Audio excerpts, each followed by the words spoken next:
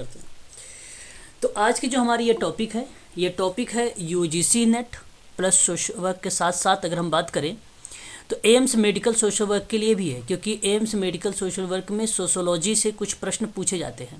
भाई 140 प्रश्न बनाना है तो जाहिर सी बात है समाजशास्त्र की अवधारणाओं से प्रश्न एम्स में भी पूछे जाते हैं, क्योंकि सोशोलॉजी जो है समाज कार्य का एक पार्ट है ना। ये एक पार्ट है। सोशल वर्क जो आया है वो सामाजिक विज्ञान से ही आया है, सोशोलॉजी से ही सोशल वर्क आया है। इसलिए कुछ आप लोगों को जो है ना देखने को मिल सकते हैं, ठीक है। तो अगर मैं बात करूं तो यूनिट नंबर 2 आपसे कहता है कि मैं सोशल ह्यूमन बिहेवियर और कम्युनिटी यानी समुदाय, समाज, मानव व्यवहार और समुदाय से मैं प्रश्न पूछूंगा। यूनिट नंबर 2 कहा कि भाई यूजीसी ने कि मैं मानव व्यवहार से प्रश्न पूछूंगा, समाज से प्रश्न पूछूंगा और समुदाय से प्रश्न पूछूंगा। मानव व्यवहार जैसे अगर हम यहाँ पर बात करेंगे तो आपको वृद्धि और विकास के बारे में बात करेंगे तो ये प्रसव पूर्व, शैशवावस्था, बाल्यावस्था, बालक पर, ये थोड़ा सा आप ये मत समझिए कि साइकोलॉजी है, साइकोलॉजी नहीं है, बट यहाँ पे हमें थोड़ा सा मानव व्यवहार को अगर समझना है तो ये पढ़ना पड़ेगा। जैसे कि भाई जब कार्यस्थल पे आप काम करेंगे ना तो पहले अगले बंदे का यानी सेवार्थी का समझने पड़ेगा मन, उसका व्यवहार, और उसको समझने के लिए यूजीसी एनटीए ने क्या किया कि ये सिलेबस में आपको मेंशन कर दिया कि पहले ये चीज़ आपको पता होना चाहिए कि अगर सेवार्थी मतलब बाल्यावस्था में है, बालक में है या किशोरावस्था में या वृद्धावस्था में है तो उसके मन को जानो, वो चाहता क्या है। और जब उसके मन को आप समझ जाओगे ना तब आप उस पर काम करो। इसलिए ये मानव व्यवहार के बारे में समझने के लिए दिया हुआ है इस यूनिट में। फिर समाजशास्त्रीय संकल्पना दिया गया है समाज के कॉन्सेप्ट को लेकर। फिर समाज के अध्ययन के दौरान में कुछ अप्रोच होते हैं। अच्छा, हालांकि अप्रोच तो बहुत होते हैं, लेकिन यूजीसी ने कहा कि हम सारे अप्रोच से नहीं प्रश्न पूछेंगे, हम केवल आपसे प्रकारवादी संघर्ष से पूछेंगे। यानी प्रकारवादी एक होगा, एक संघर्ष और द्वंद्वात्मक होता है, एक ये है, दूसरा ये है, तीसरा आपका संरचनावाद बन जाएगा और चौथा आपका उत्तर आधुनिकता बन जाएगा। तो ये 4 ही अप्रोच से मैं प्रश्न पूछूंगा जब आप समाज का अध्ययन करेंगे। सोशल का जब आप अध्ययन करते हैं तो 4 ही अप्रोच को फॉलो करना पड़ता है, तो इसके बारे में पढ़ेंगे। फिर कुछ संस्थाएं हैं, सामाजिक व्यवस्थाएं हैं, और सामाजिक व्यवस्थाओं के अंतर्गत हमें सामाजिक स्तरीकरण को भी पढ़ना पड़ेगा। और वहीं पे हम लोग देखेंगे कि परिवार क्या है, परिवार के टाइप कौन कौन से, जैसे एकल परिवार होता है, बहुपति परिवार होता है, बहुपत्नी परिवार होता है। इन सारे चीज़ों को भी हम पूछेंगे क्योंकि यहाँ से भी प्रश्न में एग्जाम में पेपर में आता है। और फिर मानव व्यवहार तो आपको पता है। फिर पर्सनालिटी भी इम्पोर्टेंट है, यानी व्यक्तित्व, यानी जो प्रिंसिपल्स हैं उसके कौन कौन से हैं सिद्धांत। तो एक तो व्यक्तित्व का मनोविश्लेषणात्मक सिद्धांत है जो सिगमंड फ्रायड का है, तो सिगमंड फ्रायड तो बहुत इंपॉर्टेंट है, यहाँ से पूछा जाता है। एक व्यवहारवादी सिद्धांत। अब देखिए व्यवहारवादी कई सिद्धांत हैं, ये नहीं कि केवल आपको बीएफ स्किनर के बारे में पढ़ना है। आपको व्यवहारवादी में आईपी पावलोव को पढ़ना है, इवान पैट्रिक पावलोव 1904 में दिया था, इसके बारे में पढ़ना है। ओसीटी पढ़ना है, ट्रायल एंड एरर को पढ़ना होगा आपको, है ना। इनसाइड लर्निंग पढ़नी होगी आपको, ठीक है। और आपको साथ ही साथ हम बताएं ऑब्जर्वेशनल, जैसे कोहलर ने दिया था सामाजिक अधिगम का सिद्धांत, वो भी पढ़ना पड़ेगा आप लोगों को। फिर मानवतावादी का सिद्धांत, मानवतावादी अब्राहम मैस्लो का है जो पिरामिड बनाता है इस तरीके से। वो 5वां जो स्टेप इसका आता है बहुत इंपॉर्टेंट होता है, सेल्फ स्टीम वाला, तो वहाँ से प्रश्न पूछा जाता है। तो ये मैस्लो का रह जाएगा, यहाँ से पढ़ लेंगे हम लोग। फिर समाज मनोविज्ञान के बारे में देखिए, स्क्रीन नहीं दिखाई दे रहा क्या है? नहीं सर, हमारे पे नहीं दिख रही। सबको एक बार स्पष्ट करो, जल्दी भाई स्पष्ट करो। दिख रही है हमें तो। हाँ दिख रहा है, जिनके पास नहीं दिखाई दे रहा एक बार लेफ्ट होके फिर दोबारा ज्वाइन करिए सुषमा जी। नेट ठीक है। तो फिर हम पढ़ेंगे मानव जो है समाज मनोविज्ञान के बारे में। समाज मनोविज्ञान क्या होगा? समाज मनोविज्ञान में हम लोग पढ़ेंगे थोड़ा सा परसेप्शन क्या होता है, सोशल परसेप्शन मतलब होता है सामाजिक प्रत्यक्षीकरण क्या होता है, प्रत्यक्ष क्या होता है मतलब ऑटोमेटिक जो आइडिया आ जाता है दिमाग में, जो चीज़ आ जाती है वो। फिर हम एटीट्यूड पढ़ेंगे थोड़ा सा, है ना, कैसे एटीट्यूड का निर्माण करना है, एज अ पॉजिटिव में, निगेटिव में नहीं, ठीक है, अभिवृत्ति का निर्माण होगा। फिर परिवर्तन और मापन पढ़ेंगे हम लोग, बेसिकली परिवर्तन चेंजेस कैसे कैसे होते हैं उसके बारे में। यही चेंजेस आपको मिलेगा। प्यूबर्टी जो होता है ना, प्यूबर्टी के बारे में थोड़ा सा हम लोग यहाँ पे देखेंगे, एग्जाम में प्रश्न आता है। प्यूबर्टी से एक ही बार प्रश्न पूछा गया था यहाँ पे पढ़ेंगे। मापन पढ़ेंगे, थोड़ा सा बिहेवियर स्केल की जो मापन होती है, लिंकर्ट, थर्स्टन वगैरह का, वो भी थोड़ा सा हम लोग यहाँ पे देख सकते हैं। बहुत सारे मापन होते हैं बेसिकली, है ना। फिर उसके बाद संचार के बारे में पढ़ेंगे, कम्युनिकेशन क्या होता है। फिर सामूहिक व्यवहार का जो सिद्धांत है, सामूहिक व्यवहार का सिद्धांत वही है जो HB ट्रेकर वाला है ना, ग्रुप वर्क का। तो बेसिकली वही जो प्रिंसिपल्स हैं, उन प्रिंसिपल को थोड़ा सा हम लोग यहाँ पे फॉलो करते हुए आगे पढ़ेंगे। फिर कम्युनिटी के टाइप पढ़ेंगे, कम्युनिटी क्या होता है। कम्युनिटी दो टाइप की होती है, एक ग्रामीण होता है और एक नगरी होता है, जिसको शहर भी बोलते हैं, है ना। तो ये तो मुख्य रूप से दो ही पाए जाते हैं। बेसिकली हम लोग थोड़ा सा देखेंगे कि जनजातीय समुदाय क्या होता है, आभासीय समुदाय क्या होता है ना, विविध असुरक्षित जो समूह वर्ग है, जैसे महिला हो गए, बच्चे हो गए, वृद्ध हो गए, दलित हो गए, है ना, और इत्यादि। जाति और वर्ग के अभिलक्षण और विशेषताएं, मतलब इसमें केवल हम जाति के लक्षण देखेंगे, परिभाषा पढ़ेंगे, लक्षण, और वर्ग के बारे में भी थोड़ा सा परिभाषा और लक्षण को पढ़ते हुए आगे बढ़ जाएंगे, ठीक है। तो यहाँ पर आपका फिर कवर हो जाएगा। ज़्यादा से ज़्यादा मैं 3 से 4 दिन लूँगा, ये भी आपका यूनिट नंबर 2 भी क्लियर करा दूंगा, ठीक है। बेसिकली अब हम बात करेंगे यहाँ पे सामाजिक संरचना पे, समाज कार्य का यूनिट नंबर द्वितीय, जिसमें आप लोगों को मैंने अभी स्पष्ट कर दिया कि हम लोग क्या क्या देखेंगे। तो सबसे पहले हम लोग देखेंगे आज जो है सामाजिक संरचना के बारे में। थोड़ा सा समाजशास्त्र की संकल्पना को पढ़ते हुए आगे बढ़ेंगे सामाजिक संरचना को लेकर। चलिए शुरुआत करते हैं। देखिए, बहुत ही सबसे पहले ही पॉइंट पे आप लोगों को एक इम्पॉर्टेंट फैक्ट मिल गया, ठीक है, वेरी वेरी मोस्ट इम्पॉर्टेंट, कि समाजशास्त्र में सबसे पहली बार, कौन सा सबसे पहली बार, देखिए जो सबसे पहला होता है, अंत होता है, ये यहाँ से प्रश्न खूब फैक्ट के रूप में पूछे जाते हैं। सबसे पहली बार हर्बर्ट स्पेंसर ने सामाजिक संरचना शब्द दिया था। अब आपसे प्रश्न पूछेगा कि सोशल स्ट्रक्चर के बारे में किसने सबसे पहली बार इसने शब्द का प्रयोग किया है, तो आप लोग नाम लगाइएगा हर्बर्ट स्पेंसर का। और उनकी एक किताब आई थी सन 1885 में, सन 1885 में, उसका नाम था प्रिंसिपल ऑफ सोशियोलॉजी। काफ़ी इंपॉर्टेंट फैक्ट, ये 2 लाइन का बहुत ही इंपॉर्टेंट है, आप लोगों को देखने को मिल सकता है ऐसी चीज़ें एग्ज़ाम में भी। लेकिन स्पेंसर की संरचना को बहुत स्पष्ट नहीं कर पाए स्पेंसर महोदय ने, है ना। तो वहाँ पे अगर हम बात करें तो इन्होंने सामाजिक संरचना शब्द को लेकर विभिन्न मतभेद हुआ, मतलब बहुत सारे विद्वानों में मतभेद हुआ, लेकिन लगभग सभी इसी बात से सहमत थे कि सामाजिक संरचना का जो मतलब होता है सामाजिक निरंतरता और पुनरावृत्ति से होता है। बेसिकली अगर मैं आपको साधारण शब्दों में बताऊँ, सामाजिक संरचना अमूर्त होती है, ठीक है, अमूर्त, अब एब्स्ट्रैक्ट बोलते हैं इसको। अमूर्त का मतलब होता है जो मूर्त या आकार के रूप में ना हो। बात समझ में आ रही है कि नहीं समझ में आ रही है? जैसे जो चीज़ें जिसका कोई आकार ना हो, जिसको आप देख नहीं पा रहे हो, वो अमूर्त होता है ना। तो यहाँ पर जैसे अगर मैं बात करूँ, अप्रत्यक्ष एक ऐसी क्रियाविधि होती है, ये अमूर्त कहलाती है ना, अमूर्त कहलाती है। देह रहित की बात अगर हम करें तो ये एक अमूर्त क्रिया है। निराकार की अगर हम बात करें, एक एक शब्द के समझा रहा हूँ मैं, कि निराकार शब्द की बात करूँ तो भी वो एक प्रकार से वो क्या है, ये एक प्रकार से इसका कोई मूर्ति ही नहीं है, अमूर्त है ये। तो सामाजिक संबंधों का जो आधार है, सामाजिक संस्थाएं, सामाजिक प्रतिमान तय जो होते हैं वो अमूर्त होते हैं, अब एब्स्ट्रैक्ट होते हैं। तो मैं आपको नोट करवा रहा हूँ, अगर नोट करना तो नोट कर लीजिए कि जो सामाजिक संबंध का आधार है, जैसे सामाजिक संस्था, सामाजिक प्रतिमान, ये अमूर्त होते हैं। बस अगर पेपर में आ जाए सामाजिक प्रतिमान क्या है ना। प्रतिमान एक ट्रेडिशनल शब्द है जो सोशल वर्क में पूछे जाते हैं हमेशा, अपने क्वेश्चन वगैरह हम पढ़ेंगे जब ना, तो प्रतिमान जैसे शब्द आते हैं, मानदंड जैसे शब्द आते हैं, है ना, संस्थाएं जैसे शब्द आते हैं पेपर में, तो वो अमूर्त होते हैं। इसको आप ध्यान रखिएगा। ऐसे भी छोटी छोटी चीज़ों से जब आप प्रश्नों का अर्थ निकाल के प्रश्न के उत्तरों को तक जाना चाहते हैं ना, तो आप इस तरीके से प्रश्न के अर्थ को समझ के जा सकते हैं। तो प्रारंभ में स्ट्रक्चर शब्द अंग्रेजी भाषा से लिया गया, जिसका अर्थ भवन की संरचना की आप बनावट से है। 16वीं शताब्दी में इसका अर्थ बदल गया था। इसे किसी वस्तु के विभिन्न घटकों के बीच में परस्पर संबंधों के संदर्भ में किया जाने लगा। मतलब आप देख लीजिए कि 16वीं शताब्दी में इसका मीनिंग ही बदल गया। मतलब इसे ये कहा गया कि किसी वस्तु के विभिन्न कंपोनेंट के बीच में जब आप देखते हैं, कोई कंपोनेंट के रूप में अगर आ रहा है, जैसे कोई तथ्य आप निकाल रहे हैं, तो वो उन्होंने कहा कि भाई ये संरचना बन रही है, कंपोनेंट की वजह से ये संरचना बन रही है। भाई विचार है, विचार कुछ भी हो सकते हैं, है ना। तो सामाजिक संरचना को हमको समाज के बाहरी स्वरूप का ज्ञान होता है सामाजिक संरचना से, है ना। संरचना जो स्ट्रक्चर होते हैं वो उसकी इकाइयाँ जो होती हैं, जो यूनिट्स होते हैं उसके, वो आपस में संबंधित होते हैं, वो एक ढांचे का निर्माण करते हैं, वो स्ट्रक्चर का निर्माण करते हैं, जिससे हमें संरचनाओं के स्वरूप का बोध होता है। बोध का मतलब होता है अंडरस्टैंड, समझ होती है ना।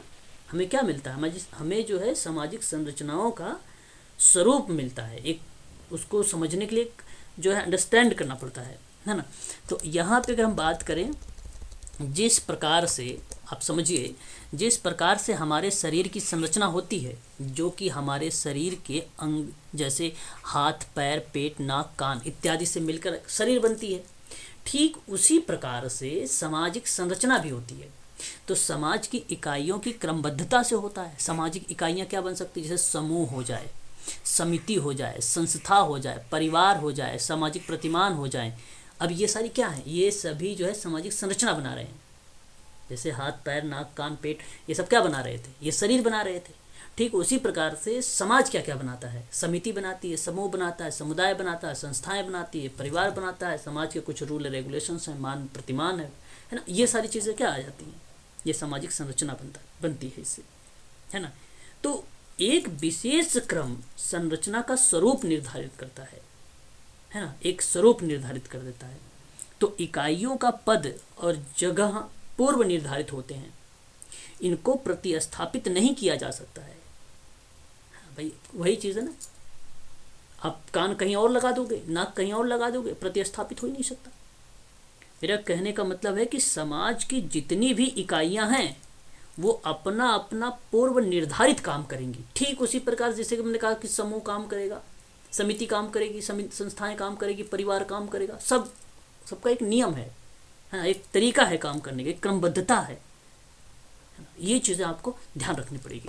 वही हमारा क्या कहलाता है, क्रमबद्धता को ही हम लोग सामाजिक संरचना कहते हैं। बस सिंपल सी बात है सामाजिक संरचना के बारे में। स्पष्ट करते हैं। स्पष्ट है कि संरचना शब्द से आशय इकाइयों की क्रमबद्धता से है। बहुत इंपॉर्टेंट शब्द है। यहाँ पे देखिए, अगर कोई प्रश्न पूछ ले संरचना किसे कहते हैं, भाई बहुत सारे आम चाल बोलचाल की भाषा में पूछा जाता है स्ट्रक्चर किसे कहते हैं, बस बोल दो ना, इकाइयों की क्रमबद्धता, है ना, सीक्वेंस ऑफ यूनिटी कह दो, हो गया संरचना, स्ट्रक्चर का मीनिंग हो गया। तो इकाइयों का एक ऐसा प्रतिमानित संबंध जो अपेक्षाकृत स्थिर होता है, वो फिक्स होता है, उसमें कोई बदलाव हो ही नहीं सकता, प्रतिस्थापित हम कर ही नहीं सकते, वो संरचना कहलाती है। जब हमारे चारों ओर की जो वस्तुएं हैं वो संरचना को भली भांति तरीके से समझ सकते हैं। उदाहरण के लिए आप एक मकान की संरचना को ले लो, जिसकी संरचना ईंट, चूना, सीमेंट आदि चीज़ों से क्रमबद्धता से बनी होती है। अगर मानक में से ईंट, चूना, सीमेंट आदि को अलग कर दिया जाए तो बताओ मकान रहेगा ही नहीं, मकान तो नष्ट हो जाएगा, उसकी कोई वैल्यू नहीं है फिर तो, है ना। तो उसी में दुर्खिम ने सामाजिक तथ्यों के कुल योग को सामाजिक संरचना मान लिया। अगर हम दुर्खिम की बात करें जब कभी भी, तो दुर्खिम ने क्या बोल दिया, सामाजिक तथ्यों को, इस्माइल दुर्खिम ने सामाजिक तथ्यों के कुल योग को सामाजिक संरचना कह दिया। बस बात खत्म। इस्माइल दुर्खिम बहुत फेमस पर्सन है, इसलिए इस्माइल दुर्खिम के बारे में जो छोटी छोटी चीज़ें हैं उसके हमें याद रखना चाहिए। इस्माइल दुर्खिम क्या बोलते हैं, सामाजिक तथ्यों के बारे में बहुत फेमस पर्सन है, और सामाजिक तथ्य में इन्होंने एक चीज़, ये बात साफ शब्दों में बोला भी है कि तथ्य एक अनुभाविक सत्यापन योग्य का अवलोकन है, वही सामाजिक तथ्य माने जाते हैं। दुर्खिम का विचार था कि सामाजिक तथ्य कार्य जो होते हैं ना, सोचना, अनुभव, एक ऐसे ढंग है जिसमें व्यक्तिगत चेतना में से बाहर भी अस्तित्व को बनाया जा सकता है ना। तो वो इस्माइल दुर्खिम ने तथ्य में सत्यता को बारे में बात किया।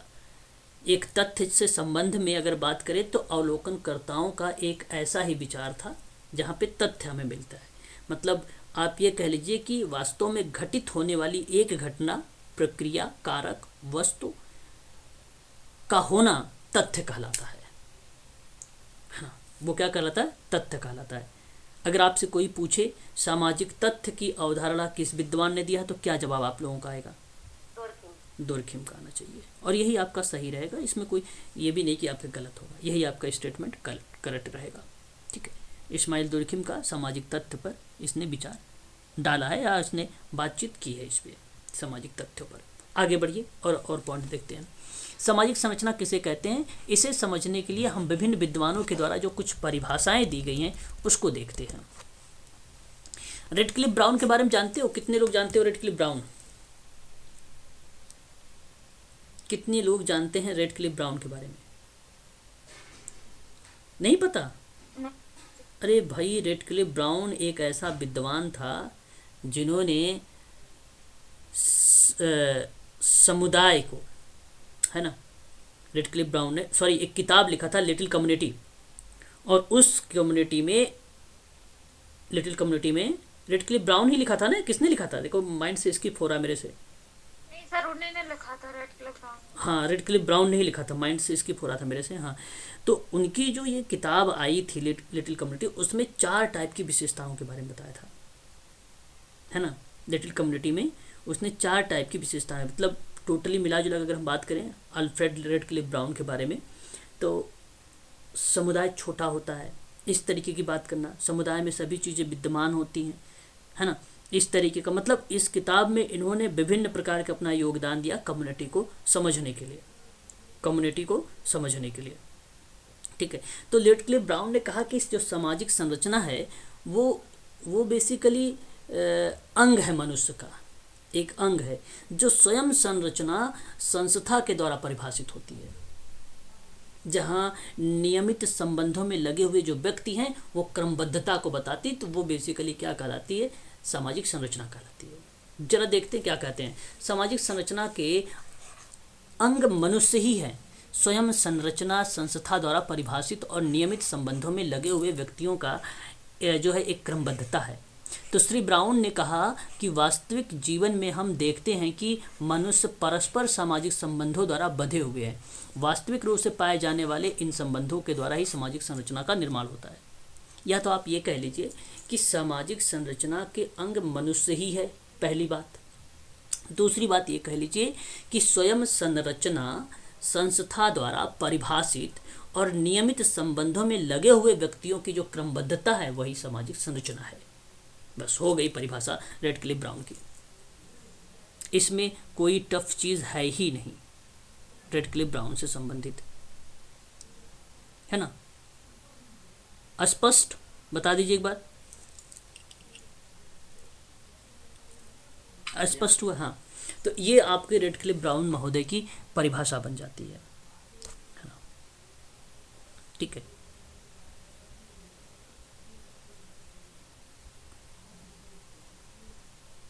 चलिए आगे बढ़िए, आगे बात करते हैं। नेक्स्ट देखिए यहाँ पे एक टालकाट पार्सन्स महोदय हैं, बहुत ही फेमस पर्सन टालकाट पार्सन्स महोदय। इनके बारे में अगर हम लोग बात करें तो इन्होंने भी सामाजिक संरचना के बारे में परिभाषा देते हुए स्पष्ट करते हुए एक बात कही है, आप देख सकते हैं। सामाजिक संरचना में टालकाट पार्सन्स महोदय बहुत ही फेमस पर्सन्स हैं, इसमें पर्सन है। कहते हैं कि सामाजिक संरचना जो होती है वो परस्पर संबंधी संस्थाओं, एजेंसी, सामाजिक प्रतिमान और समूहों में प्रत्येक सदस्य द्वारा ग्रहण किए गए जो पद होते हैं, जो कार्य होते हैं, उनकी विशिष्ट क्रमबद्धता को ही हम लोग क्या कहेंगे? सामाजिक संरचना कहेंगे। देखिए, सामाजिक संरचना जो है परस्पर संबंधित संस्था, एजेंसी, सामाजिक प्रतिमान तथा साथ ही समूह के प्रत्येक सदस्य द्वारा ग्रहण किए गए पद और कार्य की विशिष्टता ही क्रमबद्धता को हम लोग क्या कहेंगे? सामाजिक संरचना कहेंगे। अगर हम बात करें कालमैन के बारे में तो सामाजिक संरचना शक्तियों के ताने बाने का कहते हैं। सामाजिक संरचना जो है शक्तियों के ताने बाने बेसिकली क्या होता है? एक नेटवर्क होता है, सामाजिक नेटवर्क, है ना। जैसे एक दूसरे से बंधा है ये व्यक्ति इससे जानता है, ये व्यक्ति इससे जानता है ना, ये इसको जानता है, ये इसको जानता है, ठीक है। इस तरीके से बंधा हुआ है ये एक जाल है, एक ताना बाना है, एक नेटवर्क है ना। तो इसी के फलस्वरूप अवलोकन तथा सोने विचारने की जो तरीके या ढंग जो है उसको विकसित करना ही सामाजिक संरचना कहलाती है। हर्बर्ट स्पेंसर ने सामाजिक संरचना की भूमिका को उन परिचित प्रतिमानों के रूप में परिभाषित किया जो कि मुख्य रूप से समाज कार्य और क्रिया की पूर्ति के लिए संगठित होती है, उसे सामाजिक संरचना कहते हैं। ठीक है, तो ये है परिभाषा। तो परिभाषा हम लोगों ने देख लिया, सामाजिक संरचना में काफ़ी है इतना। देखिए मैकाइवर पेज के बारे में सामाजिक संरचना में क्या बोला है कि समूह निर्माण के विभिन्न तरीके संयुक्त रूप से सामाजिक संरचना में या उनके जटिल प्रतिमान का निर्माण होगा, और सामाजिक संरचना का विश्लेषण में सामाजिक प्राणियों की विभिन्न प्रकार की जो मनोवृत्तियाँ होंगी, जो रुचि होगी, वो प्रकट हो जाएगी। उसी को हम लोग बोलेंगे सामाजिक संरचना। सी ए रोजर के बारे में हम लोग थोड़ा सा सी ए कोजर हैं ये, इनके बारे में पढ़ेंगे हम लोग, प्रकार्यवादी और संघर्ष के बारे में थोड़ा सा। ठीक है, संघर्ष में इन्होंने क्या अपना विचार दिया है, और रोजनबर्ग के बारे में। तो यहाँ पे अगर हम दोनों के बारे में देखें, यहाँ पे सामाजिक संरचना में क्या बोला है कि संरचना का मतलब है कि सामाजिक इकाइयों की तुलनात्मक स्थिर और प्रतिमान संबंधों से, इन दोनों ने मिलकर बोला है यह सामाजिक संरचना है। अब देखिए ये सारी परिभाषाएं ही है, मैंने आपको बता दिया है। अब देखिए थोड़ा सा सामाजिक संरचना के एलिमेंट यानी तत्व क्या क्या हो सकते हैं। ठीक है, देखिए अभी तक में अगर आपसे उपर्युक्त मैंने जो बात किया है वो आपको किताब हर्बर्ट स्पेंसर वाले जो शुरुआत में था वो आपसे पूछा जा सकता है। ठीक है, वहाँ से आप लोगों को कुछ अप्लाइड टाइप के प्रश्न देखने को मिल सकते हैं सामाजिक संरचना में। और अगर किसी व्यक्ति की अगर परिभाषा इम्पोर्टेंट है, तो जैसे मैंने शुरुआत में एक परिभाषा पढ़ा था रेडक्लिफ ब्राउन के बारे में, वो परिभाषा आप लोगों के लिए इम्पोर्टेंट रहेगी रेडक्लिफ ब्राउन के बारे में। ठीक है, अब देखिए सामाजिक तत्व कौन कौन से हो सकते हैं, एलिमेंट के बारे में बात हो रही है। जैसे अगर हम बात करें तो एक सामाजिक परिस्थिति होती है, एक सामाजिक भूमिका होती है ना। जानते हैं परिस्थिति क्या होती है? परिस्थिति सर स्टेटस होता है ना। स्टेटस होता है, वेरी गुड, सही जवाब। लेकिन मैं आपसे ये जानना चाहता हूँ, परिस्थिति जो होती है बेसिकली, जैसे एक होता है ना संघर्ष परिस्थिति, प्रदत्त परिस्थिति, है ना, ये इसकी बारे में मैं बात कर रहा था। जानते हैं आप लोग क्या होता है ये परिस्थिति, भूमिका, है ना। देखिए परिस्थिति का मतलब एक चीज़ यहाँ पे ये समझ लीजिए, परिस्थिति और भूमिका, यहाँ पे देखिए पहले ये सामाजिक शब्द को हटाइए, एलिमेंट में सामाजिक को काट दीजिए, यहाँ पे ये सामाजिक, ये परिस्थिति और भूमिका के बारे में समझिए। इन दोनों शब्दों का अगर कभी पेपर में प्रश्न आए कि परिस्थिति और भूमिका भूमिका, इसकी सबसे पहले विवेचना किसने की, तो सर्वप्रथम विवेचना करने वाले अगर कोई विद्वान थे, उनका नाम था राउल्फ लिंटन। पहले यहाँ पे ये समझ लीजिए, पेपर में अगर प्रश्न पूछे तो। और ये भी बता देता हूँ मैं आपको, द स्टडी ऑफ मैन एक किताब आई थी 1936 में। 1936 में किताब का नाम था द स्टडी, ठीक है, नोट कर लीजिएगा, ऑफ मैन करके। इस किताब में इन्होंने बताया है परिस्थिति भूमिका के बारे में। ये होता क्या है, समाज का कोई भी व्यक्ति ऐसा नहीं है जिसमें कोई परिस्थिति ना प्राप्त हो। समाज का ऐसा कोई भी व्यक्ति नहीं है जिसके अंदर कोई स्टेटस ही ना हो, है ना। तो समाज शास्त्र में ये बताया गया था कि परिस्थिति निम्न और उच्च भी हो सकती है। सोशलॉजी में बताया गया था, ये सोशल वर्क में बताया गया है कि परिस्थिति प्रदत्त भी हो सकती है और अर्जित भी हो सकती है ना। बट हमें निम्न उच्च को भी समझना है, प्रदत्त और अर्जित को समझना भी है, सबको समझ के चलना है। तो लिंटन महोदय ने, राउल्फ लिंटन जी ने कहा कि सामाजिक व्यवस्था के अंतर्गत, है ना, किसी व्यक्ति को ऐसा समय विशेष में जो स्थान प्राप्त होता है, बात को समझिए अच्छे से, उसी व्यक्ति को हम लोग सोशल स्टेटस कहते हैं। बन गई परिभाषा।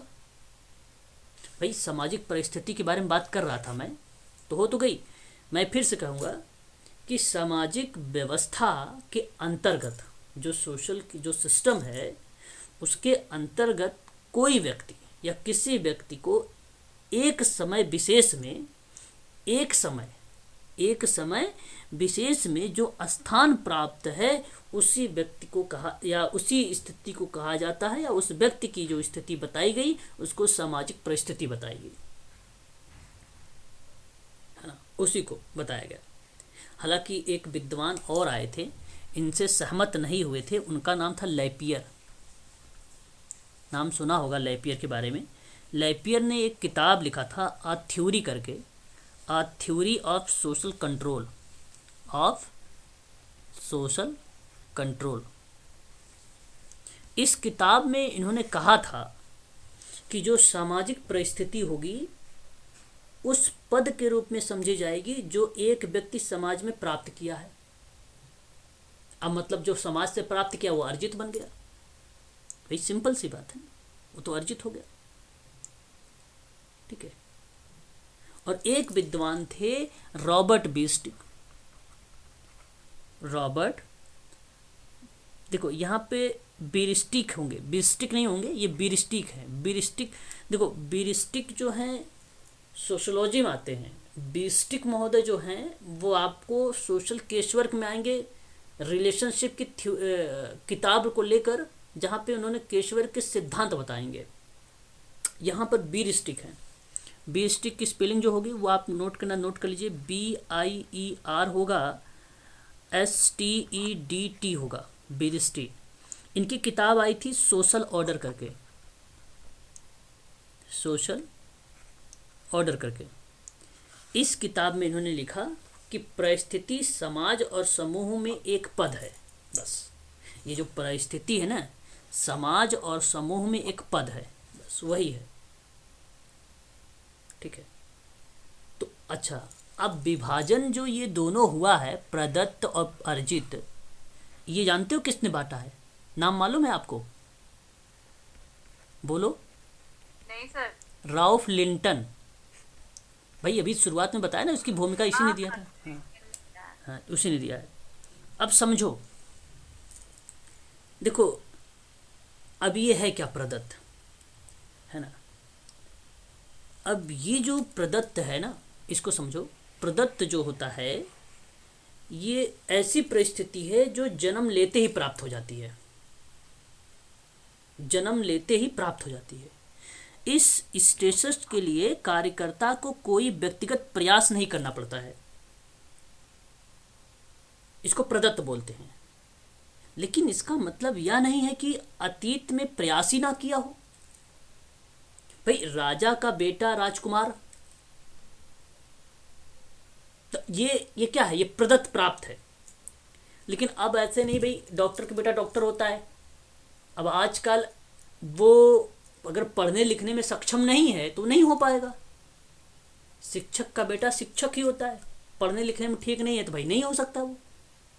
तो ये अपवाद के रूप में रख सकते हैं। लेकिन प्रदत्त जो परिस्थिति है, जो स्टेटस है, ये लिंटन महोदय ने इस तरीके की बात बोला है कि परिस्थिति में कार्यकर्ता को कोई व्यक्तिगत अगर प्रयास नहीं करता है तो इसका मतलब ये नहीं कि उसे नहीं हुआ, बट हम उसे प्रदत्त स्थिति में वही कहते हैं कि जो जन्मजात, जो जन्म से ही प्राप्त हो जाए, है ना। अब देखो इसमें नातीदारी भी आता है, इसमें ना एग्जाम्पल भी पूछा जाता है कि प्रदत्त स्थिति के एग्जाम्पल कौन कौन से होते हैं। एक अगर हम बात करें, एक लिंग भेद होता है, एक लिंग भेद होता है, एक आयु भेद होता है ना। नातेदारी होते हैं, नातेदारी भी होती है, जन्म भी होता है ना। शारीरिक विशेषताएं और योग्यताएं हो गई, जाति प्रजाति हो गई, कास्ट और रेस, है ना। ये क्या जी, ओके। नातेदारी के बाद क्या बोला है? नातेदारी के बाद जन्म हो गया, शारीरिक विशेषताएं हो गई, है ना, जाति हो गया, है कि नहीं। हाँ, ये सब क्या है, ये प्रदत्त हैं, ये सब प्रदत्त हैं, ये जन्म लेते ही प्राप्त हो जाते हैं। अब आपके सामने आ रहा अर्जित। फिर अर्जित क्या होगा? यहाँ पे अगर हम अर्जित की बात करें तो अर्जित भी देखिए, राउफ ने महोदय ने क्या बोला इनमें। इन्होंने कहा कि अर्जित परिस्थिति के लिए व्यक्ति को अनिवार्य है, ये कंपलसरी है कि परिस्थिति के अनुरूप कम या अधिक भूमिका का निष्पादन करने को मिल सकता है। अब अर्जित का मतलब आप जानते ही हैं, कोई चीज़ एक्वायर किया जा रहा है। हाँ, मतलब आप ये तो समझ ही रहे हैं कि समाज में अर्जित परिस्थिति जो होती है वो बेसिकली अर्जित, समाज में जैसे जो व्यक्ति समाज से जो चीज़ें सीखता है वो चीज़ें अर्जित परिस्थिति के अंतर्गत आ जाती है। अब जैसे आप मुझसे कुछ चीज़ें सीख रहे हैं तो ये प्रदत्त नहीं है, ये अर्जित है। समाज से कुछ ना कुछ चीज़ें सीख रहे हैं। जैसे भाई अब आपको तो पता तो था नहीं कि नियम, कि भाई क्रिकेट का नियम क्या होता है, फुटबॉल का नियम क्या होता है खेल का, आपने समाज से ही तो सीखा, देख के सीखा, वहाँ पे जाके खेल के सीखा, वो अर्जित का पार्ट बना। अब ये मैं कहूँ जैसे संपत्ति, अब संपत्ति प्रॉपर्टी क्या है, संपत्ति एक प्रकार से अर्जित परिस्थिति बन जाती है। शिक्षा क्या है आपके, शिक्षा क्या है, अर्जित परिस्थिति बन जाती है। व्यवसाय क्या है आपका, बताइए, अर्जित परिस्थिति बन जाएगी। प्रदत्त भी बन जाएगा व्यवसाय, अगर माँ बाप का है तो वो बच्चे भी होल्ड कर रहे हैं तो वो प्रदत्त में नहीं आ जाएगा। क्या चीज़ मैम? अगर कोई व्यवसाय है, मतलब कोई बिजनेस है, अगर कोई आगे की जनरेशन भी वो कर रही है तो वो प्रदत्त में भी बन जाएगी ना। तो वो तो बताता रहा हूँ, अर्जित कर रहा है ना वो व्यवसाय, व्यवसाय बताता रहा हूँ अर्जित है। ऑक्यूपेशनल जो है अर्जित है मैम, शिक्षा भी अर्जित है, संपत्ति भी अर्जित है, यहाँ तक कि पॉलिटिकल सत्ता आपको मालूम होना चाहिए, राजनीति सत्ता भी क्या है, अर्जित है। हैं विवाह बताओ क्या है, विवाह अर्जित है। उपलब्धियां, अचीवमेंट अर्जित है ना, ये सब एक्वायर है ना। तो ये सर विवाह क्या रहेगा, विवाह का क्या बताया? विवाह अर्जित है मैम, विवाह अर्जित है ना। जो चीज़ें समाज से मिल रही हैं, जो चीज़ें समाज के द्वारा, वो विवाह है, मैरिज है ना, अर्जित परिस्थिति है ये, है ना। सर जब नातेदारी परिवार प्रदत्त रहता है तो फिर विवाह प्रदत्त क्यों नहीं होगा? देखो नातेदारी जो है, जैसे अब आपको जो चीज़ें बनाई गई है, जो रिश्तेदारी है, अब उसमें थोड़ी ना वो बदल दोगे, वो तो प्राप्त हो गया ना आपको, भाई आपके मौसी हैं, आपके मामा हैं, आपके वो हैं, ये हैं, है ना। तो ये तो प्रदत्त है ना, ये इसमें थोड़ी ना बदल दोगे कि आप नहीं हो, हटो, आप मेरे कुछ नहीं लगते।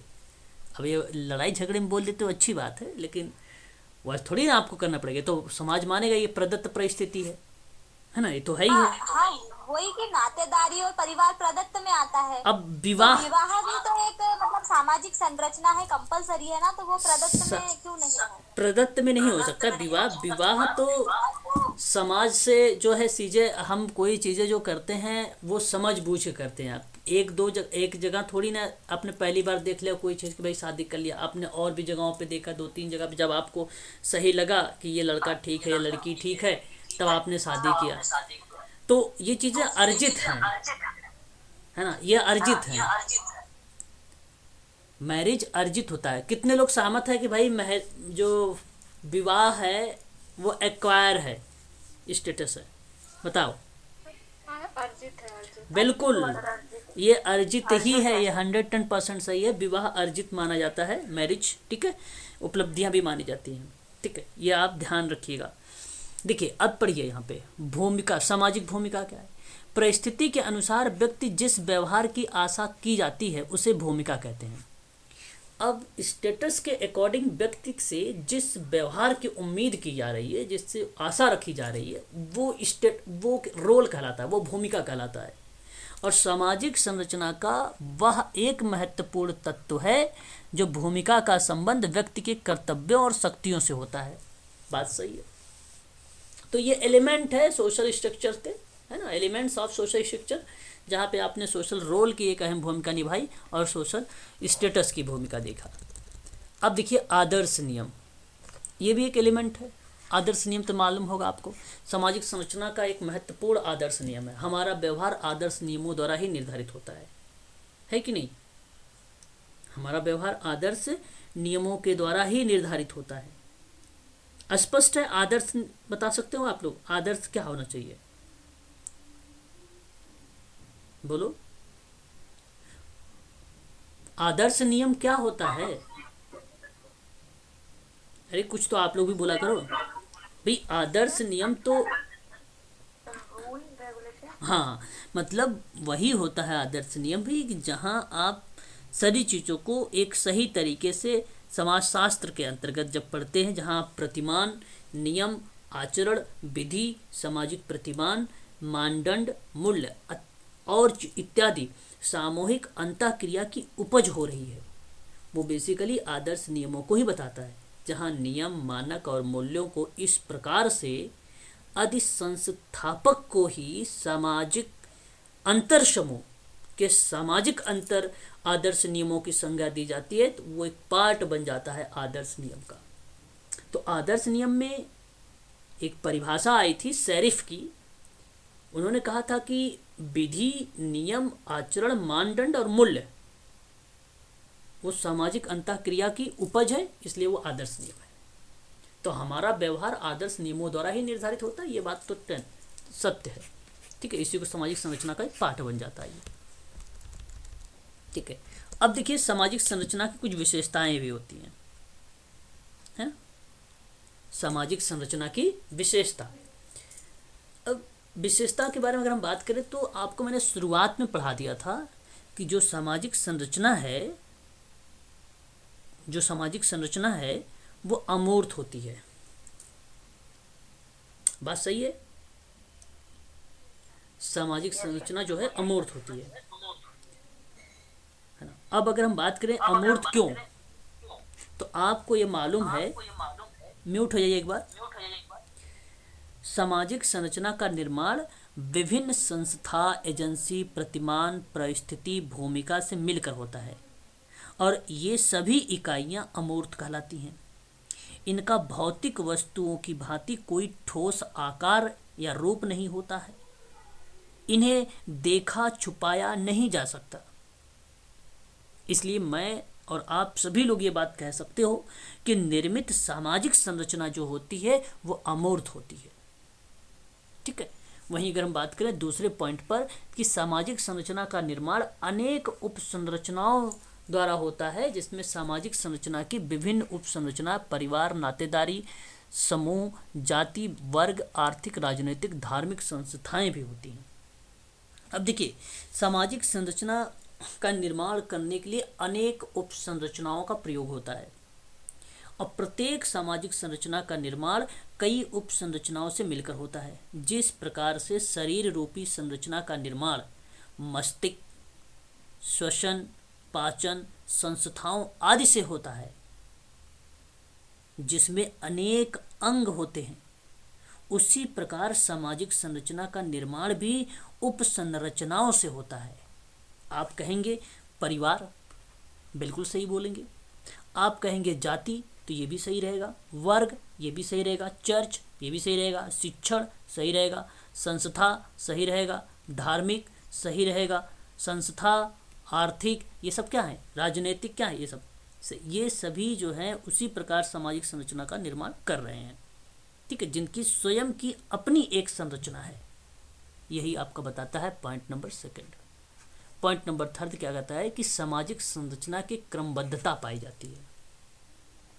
सामाजिक संरचना में क्या पाया जाता है, क्रमबद्धता पाया जाता है। जानते हैं क्रमबद्धता का मतलब क्या होता है? मतलब किसी भी हाँ, सिस्टमेटिक ढंग से, मतलब किसी भी सामाजिक संरचना का निर्माण मात्र इकाइयों के झुंड या योग्य से नहीं होता है। कोई झुंड है, कोई इकाई है, कोई उससे नहीं होता है, समझो बात को, बल्कि उन्हें एक विशिष्ट क्रम से जोड़ना पड़ता है। क्रम के अभाव में संरचना बन ही नहीं सकती। मैंने आपको बताया था, ईंट, चूना, पत्थर के ढेर से मकान नहीं बन सकता जब तक कि उन्हें एक क्रम में ना जोड़ा जाए, तब जाके मकान बनेगा।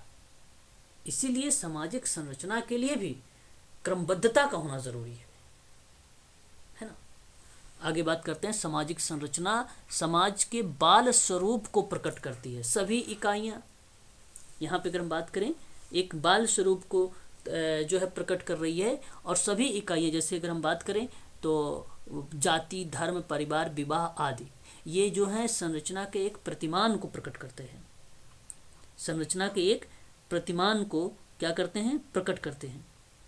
इसका मतलब क्या बता सकते हैं आप? बताइए। सर मॉडल मॉडल बताते हैं वो स्ट्रक्चर का ना। ओके, एक मॉडल बता देते हैं, बिल्कुल सही।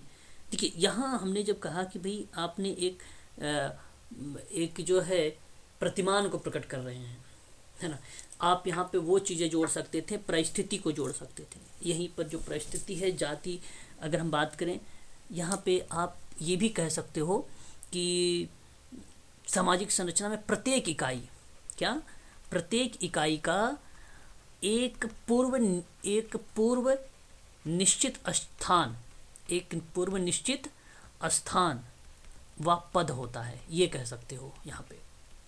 मतलब आप ये कह लीजिए कि प्रत्येक इकाई का पद और स्थान निर्धारित होता है और उस स्थान पर रहकर ही उस सामाजिक संरचना का निर्माण होगा, और अन्य स्थान पर होने पर संरचना बिगड़ जाएगी। जिस प्रकार शरीर संरचना में हाथ, पांव, नाक, आँख, कान एक स्थान तय करता है, यदि हाथ का स्थान पांव हो जाए, पांव का स्थान कान, जो है नाक का स्थान कान ले ले, आँख का स्थान जीभ ले ले, तो बताओ शरीर की संरचना विकृति हो जाएगी कि नहीं हो जाएगी? वो विकृत हो जाएगी। उसी प्रकार सामाजिक संरचना में भी चर्च, परिवार, विवाह, धर्म, न्याय व्यवस्था, शिक्षण संस्था आदि सभी के स्थान को पूर्व निर्धारित होता है। यदि ये एक दूसरे का स्थान ग्रहण कर लेते हैं तो सामाजिक संरचना में भी विकृति आ जाएगी, क्योंकि यहाँ पे प्रतिमान जब प्रकट होगा तो वो सामाजिक संरचना कहलाएगा। यहाँ पर बाल स्वरूप को जो प्रकट हो रहा है, सभी इकाइयों का संरचना एक प्रतिमान के रूप में होना चाहिए, फिर बदलाव नहीं होना चाहिए। इसलिए आपका ये भी एक प्रकार की विशेषता के रूप में आ जाएगी। वहीं अगर हम बात करें सामाजिक प्रक्रियाएं जैसे सहयोग, प्रतिस्पर्धा, संघर्ष आदि सामाजिक संरचना का एक महत्वपूर्ण पक्ष माना जाता है, और आप जानते हैं भली भांति तरीके से क्या हो सकता है महत्वपूर्ण पक्ष इसका, बता सकते हैं आप लोग? बताइए। देखिए सामाजिक प्रक्रियाएं जो होती हैं उसमें सहयोग, प्रतिस्पर्धा, संघर्ष, ये सारी चीज़ें एक देखने को मिलता है हमें। अगर ये सारी चीज़ें नहीं रहेंगी तो सामाजिक संरचना होगी ही नहीं, है ना, वो सामाजिक संरचना बनेगी ही नहीं। फिर तो ज़रूरी है भाई संघर्ष का होना, प्रतिस्पर्धा का होना, है ना। साथ ही साथ अगर मैं आपसे बात करूं तो सहयोग का भी होना ज़रूरी है ना। ये सब एक महत्वपूर्ण शब्द हैं, जैसे ये बताते हैं सामाजिक संरचना में सामाजिक प्रक्रियाओं को, कि सामाजिक संरचना के निर्माण में सहयोगी और असहयोगी जैसी प्रक्रियाएं जो होती हैं, जैसे सहयोग हो गया, प्रतिस्पर्धा हो गया, संघर्ष हो गया, अनुकूलन हो गया, व्यवस्थापन हो गया, एकीकरण हो गया, सात्मीकरण हो गया, है ना, आदि की भूमिका भी महत्वपूर्ण होती है। और ये सामाजिक प्रक्रियाएं ही सामाजिक संरचना के स्वरूप को तय करती हैं, और सामाजिक प्रक्रियाओं का बाह्य स्वरूप जो होगा सामाजिक संरचना को तय करेगी। इसलिए आप ध्यान रखिएगा कि सामाजिक प्रक्रियाएं में सहयोग, प्रतिस्पर्धा, संघर्ष, अनुकूलन, व्यवस्थापन, एकीकरण, सात्मीकरण इत्यादि जो शब्द आते हैं वो सामाजिक संरचना के एक महत्वपूर्ण पक्ष होते हैं। ठीक है। वहीं अगर हम बात करें, प्रत्येक समाज की संरचना एक विशिष्ट प्रकार की होती है। दूसरों शब्दों में आप ये कह लीजिए कि प्रत्येक समाज की एक संस्कृति होती है जो कि दूसरे समाज की संस्कृति से भिन्न होती है, और सांस्कृतिक भिन्नता के कारण विभिन्न सामाजिक संरचना में भी अंतर पाया जाता है। उदाहरण के तौर पे भारतीय सामाजिक संरचना रूसी, चीनी, जापानी, अमेरिका सामाजिक संरचना से भिन्न है। बिल्कुल बात सहमत है कि नहीं? इससे होना भी पड़े।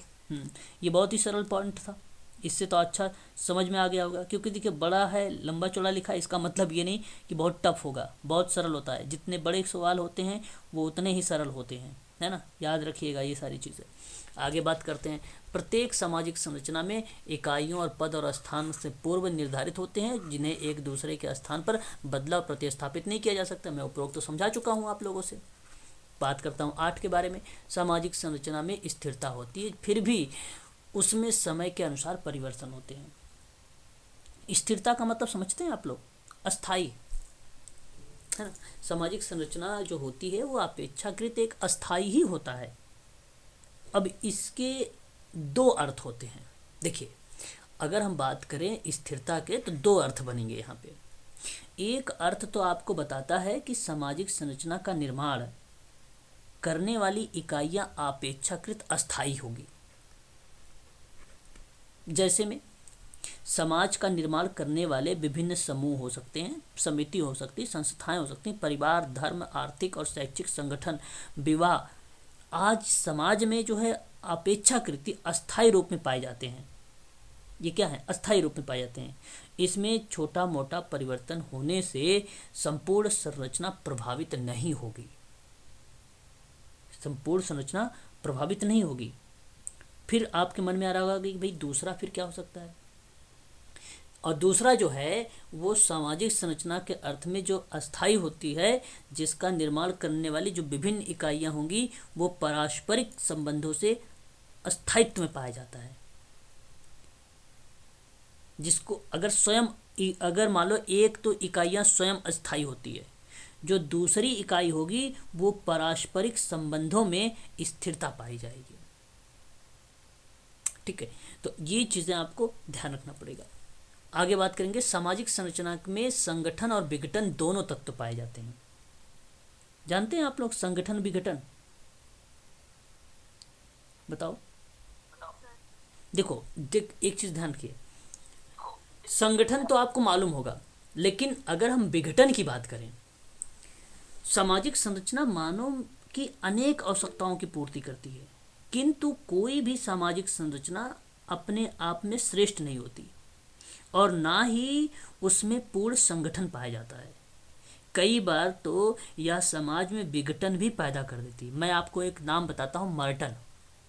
मर्टन के साथ साथ एक विद्वान आर.के. मर्टन का नाम तो सुना ही होगा आप लोगों ने, जिसने जादू टोना का कॉन्सेप्ट दिया था। आर.के. मर्टन के साथ साथ अगर हम बात करें तो एक नाम आया था दुर्खिम का। दुर्खिम महोदय का ये विचार था कि जो सोशल स्ट्रक्चर है वो स्वयं समाज में नियमहीनता पैदा करता है और सामाजिक संरचना में संगठन और विघटन दोनों ही पैदा होने वाले तत्व पाए जाते हैं। तो दुर्खिम ने यह बात कहा था कि सामाजिक संरचना स्वयं समाज में नियमहीनता पैदा करेगी, और ये मर्टन ने भी बोला है। अगर पेपर में प्रश्न बने, ध्यान रखिएगा किस विद्वान ने कहा है कि सामाजिक संरचना स्वयं समाज में नियमहीनता पैदा करेगी। नियमहीनता तो सामाजिक संरचना में, ठीक है, ये दुर्खिम और मर्टन दोनों का विचार एक ही था। और सामाजिक संरचना में संगठन और विघटन दोनों ही पैदा करने वाले तत्व पाए जाते हैं। इसलिए ये याद रखिएगा, ये एलिमेंट भी हैं, सोशल स्ट्रक्चर के तत्व भी कहे जाते हैं। याद रखिएगा, ये तत्व भी हैं। और एक लास्ट पॉइंट है, सामाजिक संरचना के विभिन्न इकाइयों में परस्पर संबंध पाया जाता है और इन इकाइयों में संबंधों का निर्धारण जो नियम, मूल्य, प्रतिमान और आदर्शों द्वारा होता है। ये तो सिंपल है, ये आप जानते ही हैं। ठीक है, तो ये चीज़ें तो आपको पता हो गई। ये सामाजिक संरचना की कुछ विशेषताएं थी। यहाँ पर भी आप देख सकते हैं वही संरचना की विशेषताएं हैं जो थोड़ा सा अलग अलग शब्दों से बताया जा रहा है ना, एक एक वन लीनियर के रूप में। ठीक है,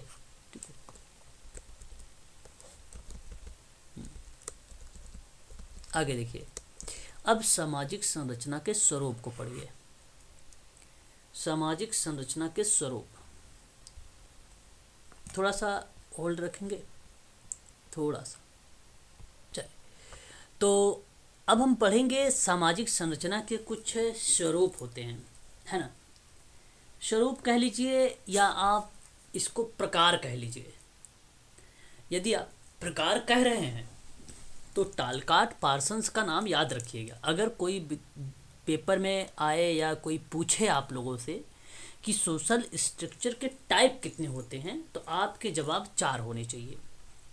विथ विद्वान के साथ आप बोलिए कि टालकाट पार्सन्स यानी टी पार्सन्स महोदय ने सामाजिक संरचना के 4 प्रकार बताएं। वही 4 प्रकार बेसिकली प्रारूप के रूप में भी जाने जाते हैं, मॉडल के रूप में भी जाने जाते हैं। यही 4 प्रकार।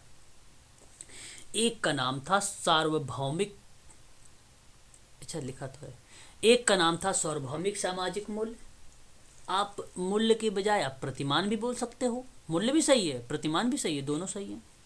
आप विशिष्ट सामाजिक प्रतिमान भी कह सकते हो, आप अर्जित सामाजिक प्रतिमान कह सकते हो, आप प्रदत्त सामाजिक मूल्य भी कह सकते हो। 4 टाइप के इन्होंने बताए थे। ये आपका स्वरूप, प्रारूप, वर्गीकरण और प्रकार, इतने नामों से जाना जाता है ये सामाजिक संरचना। और ये इतने ही नाम टालकाट पार्सन के ही नाम आते हैं, क्लासिफिकेशन, मॉडल, टाइप्स और स्वरूप, है ना। अब एक लाइन में देखो क्या लिखा हुआ है कि वे मूल्य जो सभी पूरे समाज में पाए जाते हैं और समाज के सभी सदस्यों पर लागू होता है, सार्वभौमिक सामाजिक प्रतिमान होगा। सिंपल सी बात है, इसमें कुछ है ही नहीं अलग से, है ना। इसको क्या बोलेंगे, सार्वभौमिक सामाजिक मूल्य कहेंगे। और विशिष्ट सामाजिक मूल्य किसे कहेंगे, वे मूल्य जो किसी विशेष समाज तक सीमित हो उसे विशिष्ट सामाजिक मूल्य कहेंगे। और वो अर्जित सामाजिक मूल्य होंगे, उन मूल्यों को संबंध में रखता है जहाँ पे व्यक्ति के प्रयत्नों द्वारा प्राप्त किए गए जो पद होते हैं वो अर्जित होंगे। नाम से पता चल रहा है सब कुछ। और वे मूल्य जिनका संबंध जन्म और परंपरा द्वारा निर्धारित होता है वो प्रदत्त होता है। बस सिंपल सी बात है, सारा का सारा आपका यहाँ पे क्लियर हो गया, एक एक लाइन में, सारा का सारा एक एक लाइन में क्लियर हो गया। ठीक है, इसी को बोलते हैं सामाजिक संरचना के प्रमुख स्वरूप कह लीजिए, या वर्गीकरण कह लीजिए, या प्रारूप कह लीजिए, या आप प्रकार कह लीजिए। अब देखिए, यही उपर्युक्त मूल्यों के आधार पे सामाजिक संरचना के 4 रूप भी देखने को मिले। कहीं इसको सार्वभौमिक प्रदत्त प्रतिमान कहे गए, कहीं सार्वभौमिक अर्जित प्रतिमान, विशिष्ट और मिश्रित, विशिष्ट और मिश्रित। अब देखिए, जो सार्वभौमिक प्रदत्त है, इस प्रकार की सामाजिक संरचना के अंतर्गत मूल्य अभिमुखीकरण, जिसको हम लोग बोलते हैं वैल्यूज ओरिएंटेशन, के तथ्यों पर आरोपण के तथ्यों की प्रधानता होती है। सामाजिक संरचना में यहाँ पर यह समझ लीजिए, व्यक्ति के पद उसकी विशिष्ट प्राप्तियों की अपेक्षा अधिक बल देता है इसमें, है ना, इसमें, है ना। तो इसमें आप ये याद रखिए कि वर्तमान के बारे में बात नहीं करता, ये अतीत के भविष्य के आदर्श और प्रतिमानों में अंतर्निहित होता है ये चीज, है ना। तो व्यक्ति अपना पद अपने समूह से प्राप्त करता है, सार्वभौमिक प्रदत्त प्रतिमान कहलाएगा। व्यक्ति अपना पद अपने समूह से ही प्राप्त करेगा। और जो अर्जित होता है, इसको समझ लीजिए, ये अर्जित में अगर हम बात करें, एक्वायर है ना, सॉरी हाँ एक्वायर है। तो एक्वायर में मैंने अभी जो एग्जाम्पल आप लोगों को पढ़ा रहा था, बता रहा था, विवाह वगैरह, है ना, अर्जित में वो चीज़ें यहीं पर आ जाएगी एकदम, है ना। इस समाज में गतिशीलता की कमी और रूढ़िवादिता को बढ़ाता है। जब सार्वभौमिकता को अर्जित मूल्य से मिला दिया जाता है तो सार्वभौमिकता अर्जित प्रतिमान का सामाजिक संरचना की उत्पत्ति हो जाती है ना। तो वो चीज़ें अर्जित के रूप में आती है। और विशिष्ट जो आपका प्रदत्त होगा, वो विशिष्ट प्रदत्त आपको क्या बताता है कि ऐसी संरचना में रक्त संबंध और स्थानीय समुदाय पर आधारित समूह पाए जाएंगे, है ना। तो पार्सन्स ने कहा था स्पेन की सामाजिक संरचना इसी श्रेणी पर आती है। और ये विशिष्ट में बोला था, ये पार्सन्स ने बोला था स्पेन की जो सामाजिक संरचना है वो इसी श्रेणी के अंतर्गत आती है, स्पेन की। अब पेपर में अगर पूछेगा तो आप जरूर बता के आइएगा यही वाला विशिष्ट प्रदत्त वाली। और ये बोला था किसने, बता, पार्सन्स ने।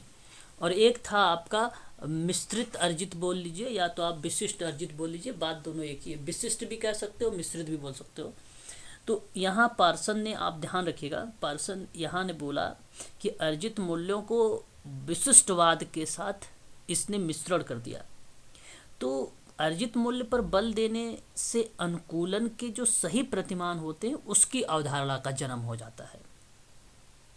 तो यहाँ पे पार्सन ने प्राचीन भारतीय और चीनी समाज को इस श्रेणी के प्रतिमान के अंतर्गत रखा था, मिश्रण के अंतर्गत। तो याद रखिएगा, प्राचीन भारतीय और चीनी समाज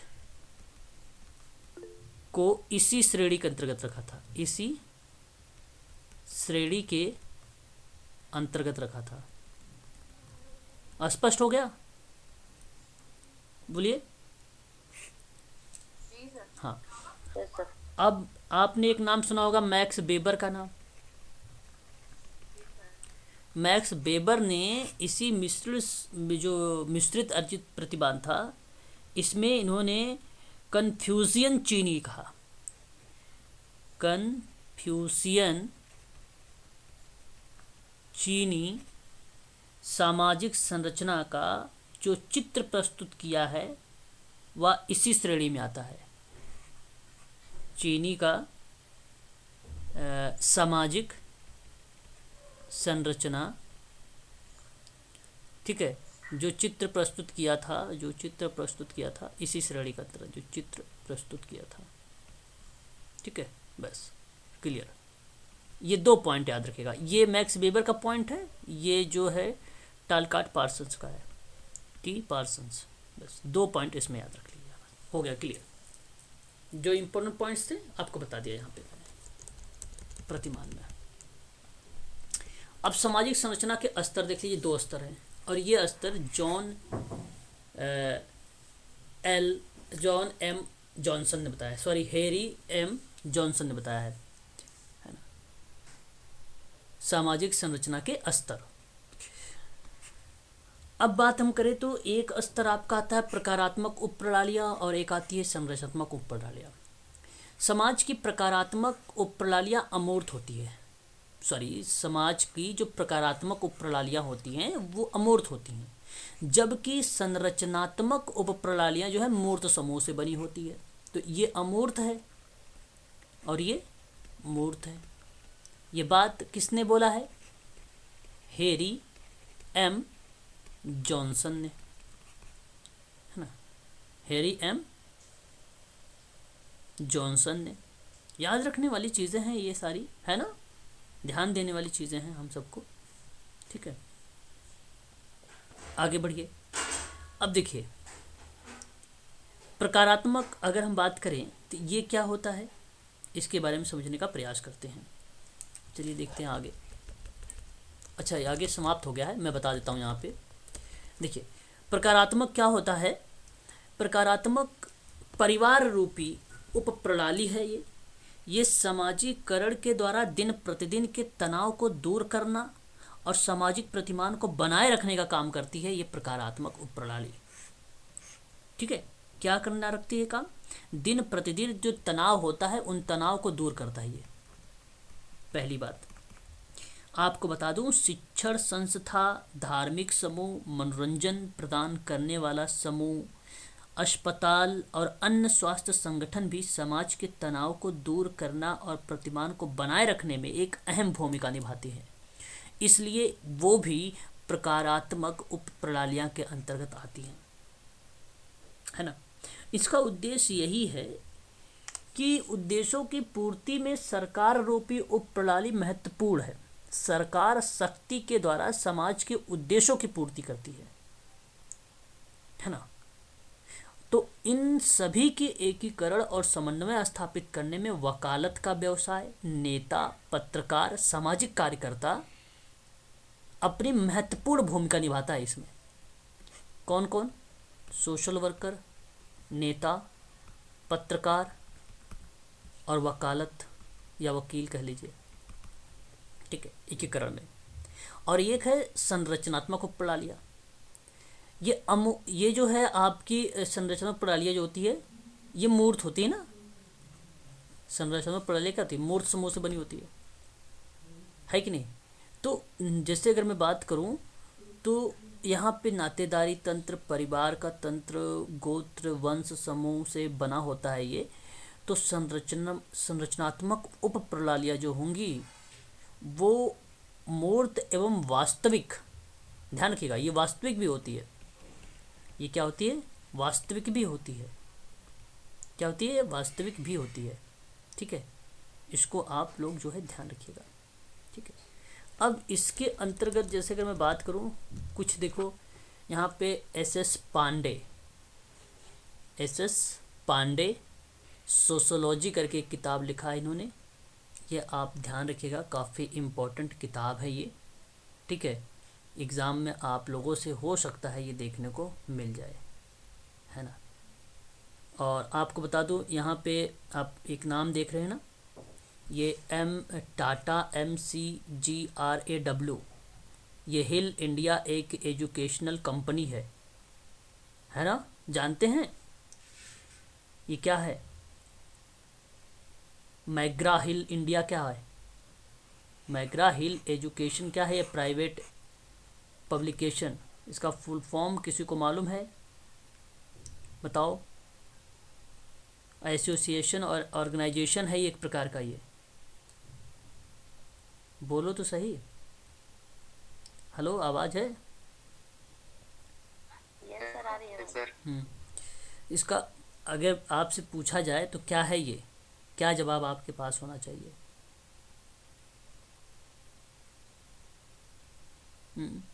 ये अमेरिकन एजुकेशनल एक पब्लिकेशन कंपनी है, मैग्रा करके उसका नाम रखा गया है, ठीक है। ठीक है, सन 1930 के समय में ये चीज़ें आई हुई थी, ठीक है, इसको आप ध्यान रखिएगा। ये बेसिकली एजुकेशंस में जो है student, parents, educators and professional improve result के बारे में बात करता है, ठीक है। मैग्रा हिल एजुकेशन, तो ये SS पांडे सोशोलॉजी किताब लिखी थी। TB बोटोमोर सोशोलॉजी किताब लिखा, लेकिन इनको एक किताब में काफ़ी ज़्यादा फेमस रहे ये, guide of problem and literature, आपका ये 1972 में आया था, काफ़ी फेमस रही है ये किताब भी, आप लोग इसे चाहो तो ध्यान रख सकते हो, ठीक है। हार्लम बोस के बारे में बात करें तो सोशोलॉजी करके इन्होंने एक थीम्स एंड पर्सपेक्टिव को लेकर बात किया था, ठीक है, सन 1998 में। इतना इम्पोर्टेंट नहीं है, इसको छोड़ दीजिए।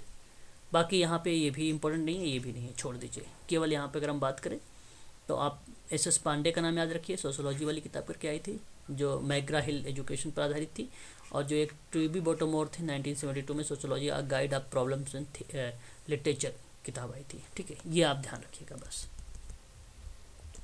आज के लिए बस इतना ही रखिए, कल हम लोग पढ़ेंगे सामाजिक संस्था के बारे में, ठीक है। सामाजिक संरचना में मैंने जितनी भी चीज़ें इंपॉर्टेंट थी सोशल स्ट्रक्चर में, सोशल वर्क के पॉइंट ऑफ व्यू से मैंने सारी चीज़ें बता दिया, ऐसे कोई भी पॉइंट नहीं छोड़ा है जो आप लोगों को ना बताया हो, है ना। ठीक है भाई, ओके, यस सर। चलो।